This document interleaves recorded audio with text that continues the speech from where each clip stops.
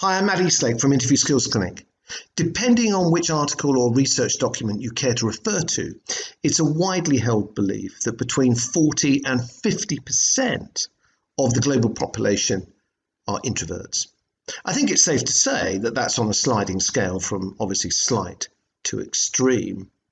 We're approached daily by people who have upcoming interviews and believe that as a self-assessed introvert, they are at a disadvantage, or at worst, are simply terrified by the prospect of sitting in front of an interview panel when, of course, an introvert prefers more one-on-one engagement. The simple definition of a person who's introverted is that they come across as quiet, reserved, thoughtful.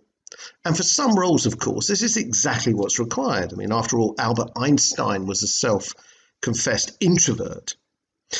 Naturally, though, introverted people can often therefore become consumed by concerns over shyness, coming across as inhibited or possibly aloof, even if this is not actually the case. And when they get into an organization on a one-to-one basis or they become part of a team, they can be a real rock, a real support. So how can we work to ensure our most valuable qualities are demonstrated during the interview, and that for a short time at least, we're able to focus on selling ourselves?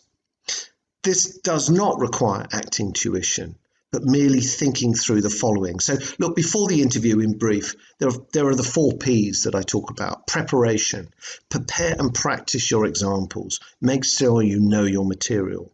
Number 2, portfolio. Take any documents with you. Take your work with you if you need to in a folder, so that you can demonstrate and show and back up anything you're talking about with evidence if you need it. Number 3, preamble. Think about what you're going to say when you come into the room and you meet these people. Do you know who they are? Have you managed to look them up? What do you know about the business? What's happening in that industry? When you walk into the room, is there anything which gives you any visual clues you can be thinking about? So have your mind ready to think about the first initial conversation. And finally, plan your journey. The final P, plan your journey. Walk the route if it's close and if it's necessary. Make certain you know well in advance how you're going to get there, how much time you need to give yourself. Is your favorite coffee brand just down the road? Is there a park you can sit in to relax? So take any of the angst out of the journey and the preparation.